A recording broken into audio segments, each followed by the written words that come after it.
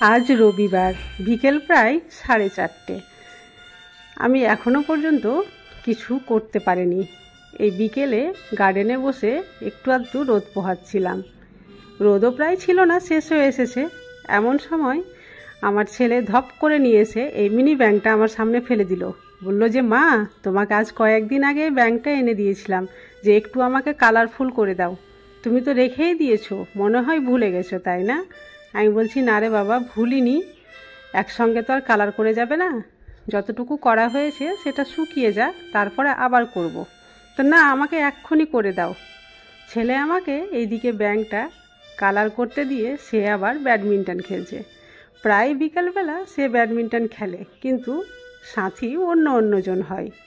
আজকে কিন্তু ওর ব্যাডমিন্টনের সাথী আবার অন্যজন। সে মজা করে খেলছে। এই ফাঁকে আমি কিন্তু এটা কালার করে নিলাম। কালার করে হয়ে যাওয়ার পরে আমি এখানে বসেই ছিলাম আর ভাবছিলাম, শরীরটাও খুব একটা ভালো করে না, তবুও আমাকে তো ব্লগ ছাড়তেই হবে আমার অডিয়েন্সের জন্য, তাই না? তো ভাবলাম যে আজকে কুকিং ব্লগ ছেড়ে দিই।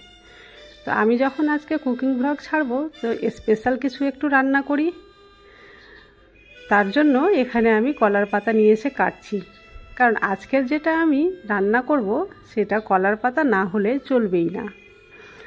কারণ কয়েকদিন আগে চিকেন নিয়ে এসেছিলো বাড়িতে কিনে আর কি।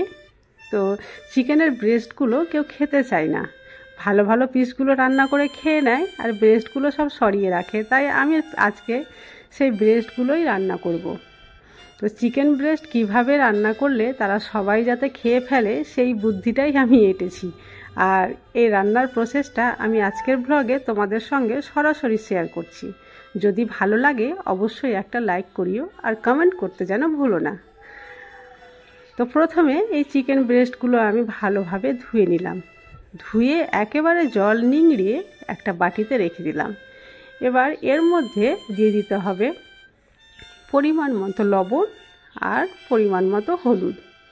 খুব বেশি লবণ হলুদ দেওয়ার দরকার নেই, পরিমাপ মতো দিলেই হবে।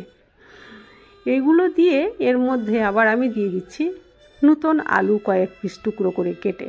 তোমরা এখানে আলু যদি না পছন্দ করো স্কিপ করতে পারো। আমার আলুটা একটু ভালো লাগে, তাই আমি এখানে আলুও দিয়ে দিলাম। আর এইভাবে ম্যারিনেট করে প্রায় 10-15 মিনিটের মতো ছেড়ে দিতে হবে এইভাবে। তো এটা আমি ম্যারিনেট হতে দিলাম। আর অন্যদিকে আমি চললাম আমার বাগানের দিকে, কারণ সেখান থেকে আমাকে আবার কলার পাতাটা কেটে নিয়ে আসতে হবে। তো মেয়েকে বললাম যে, চল, আমি একা তো পারবো না, সঙ্গে তুইও চল, গিয়ে কলার পাতাটা নিয়ে আসি। তো মেয়ে বলল যে, এতক্ষণে তো ম্যারিনেট করা হয়েই যাবে, তো আগে এই প্রসেসটা করে নাও, তারপরে না হয় কলার পাতা কাটবো। তো সত্যি 10 মিনিট তো হয়ে গিয়েছিল, তাই কলার পাতাটা পরেই কাটছি। এবার আমি এটা একটু ফ্রাই করে নেব। এখানে ফ্রাই করলাম, দেখো, খুব বেশি তেলের প্রয়োজন পড়েনি। মাংস আর আলুও ফ্রাই করলাম, আর কেটে রাখা পেঁয়াজটাও ফ্রাই করলাম। তো এই মাংসের উপরে পেঁয়াজের ফ্রাইটা দিয়ে দিলাম। তারপরেই যাচ্ছি আমি কলার পাতা কাটতে। কলার গাছে যেহেতু আমার কলা হয় না, আগেই বলেছি, তো পাতাগুলো আমি কাজে লাগাই। এই যখন রান্না করি তখন ভালো ভালো রেসিপিতে কাজে লাগাই।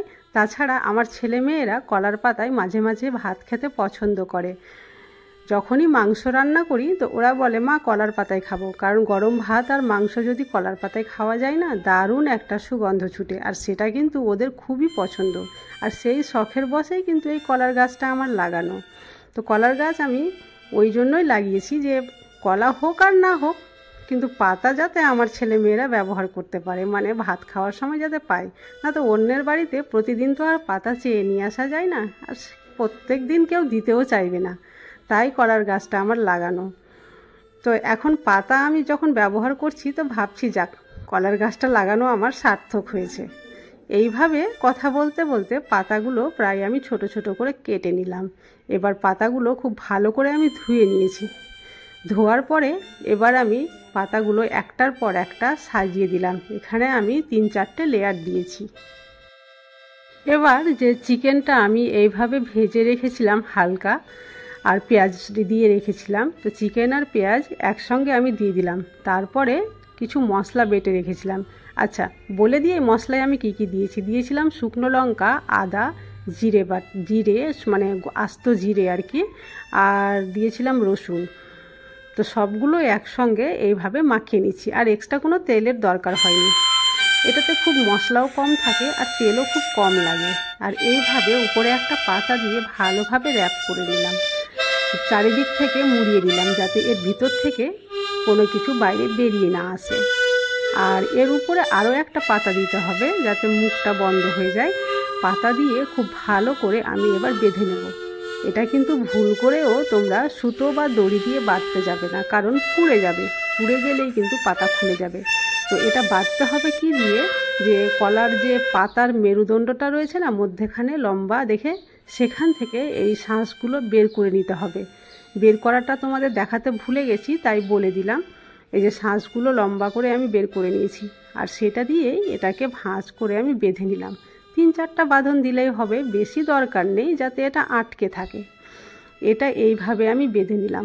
তোমরা একবার হলেও এটা ট্রাই করে দেখিও। এটা খেতে যা লাগে না, দারুণ টেস্টি লাগে। আর সময়ও কম লাগে।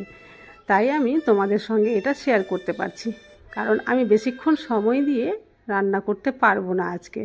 তো চলো, এইদিকে উনানটাও ধরিয়ে দিয়েছি। এটা উনান ছাড়া কিন্তু রান্না করা যাবে না, গ্যাসের ফ্লেমে এটা কোনো মতেই হবে না।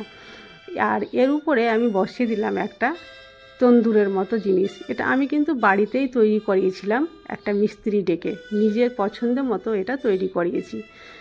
আর ভেবেছি যে এটা দিয়েই আমি তন্দুরে যেমন সেক করা হয় সেভাবে আমি কিন্তু সেক করে নিব। তো এর উপরে পাতাটা রেখে দিলাম, আর এইভাবে উনুনের আঁচটা আমি একেবারে কমিয়ে দিয়েছি। একটু কম আঁচেই করতে হবে, যদি বেশি করে আঁচ দিই না তাহলে এটা পুড়ে যাবে, আর ভিতরের যে মাংসর যে সঙ্গে যে মশলা রয়েছে সেটাও কাঁচা থেকে যাবে। তো একটু খুবই কম ফ্লেমে এটা আস্তে আস্তে রান্না করতে হবে। দেখো, একদিকটা কিন্তু আমি উল্টে দিয়েছি, পাতাটা হালকা পুড়ে গেছে।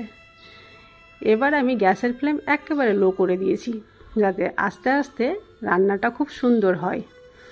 এবার দেখবে যে খুব সুন্দর এখান থেকে একটা সুগন্ধ ছড়াচ্ছে, তার মানে রান্না কমপ্লিট হয়ে গেছে।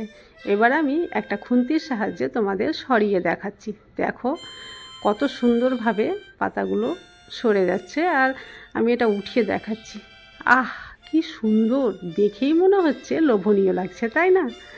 দেখো, নিচের দিকটা একটু বেশি ভাজা হয়েছে, তাই খুন্তি দিয়ে আমি এটা উল্টে দিচ্ছি। একটু উল্টে পাল্টে 2-3 মিনিট এইভাবে নাড়াচাড়া করলেই রান্না কমপ্লিট। তারপরে এটা তোমরা সার্ভ করে নিতে পারো। এটা কিন্তু গরম ভাতে ভীষণই ভালো লাগে। তোমরা এটা রুটি দিয়েও খেতে পারো। তো আজকে আমি গরম ভাতেই খাবো।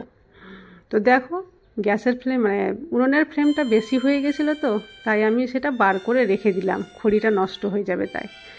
এদিকে ভাতও রান্না হয়ে গেছে। তো গরম ভাতের সঙ্গে এই মাংস খেতে কেমন লাগে তার জন্য আমি আমার ছেলেকে খেতে বসালাম। বললাম যে দেখ, তুই খেয়ে বল কেমন হয়েছে আজকের রান্নাটা। তো বলল যে দাও, অল্প করে দাও, বেশি দিও না, কেমন হয়েছে আমি বুঝতে পারছি না, খেয়ে দেখি তারপরে তোমাকে রিভিউ দেব। কেমন হয়েছে তখনই বলবো। ছেলেকে জিজ্ঞেস করছি, বল কেমন হয়েছে। সে বলছে আমি তো এখন খাইনি, আর একটু খেতে দাও। এই যে দেখো, আরও একবার খাচ্ছে। এবার তো বল বাবা কেমন হয়েছে। ছেলের মুখ আর হাত দেখে মনে হলো বাহ, খুব সুন্দর হয়েছে, আমার রান্নাটা সত্যি সার্থক হয়েছে। তোমরাও এইভাবে রান্না করে নিতে পারো। তো আজকের ভিডিও আমি এখানেই শেষ করছি। যদি ভালো লাগে অবশ্যই লাইক করে দিও।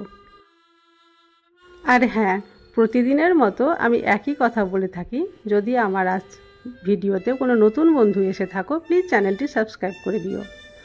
আজ তাহলে এই পর্যন্তই। তোমরা সবাই ভালো থাকো, দেখা হবে নেক্সট ভিডিওতে।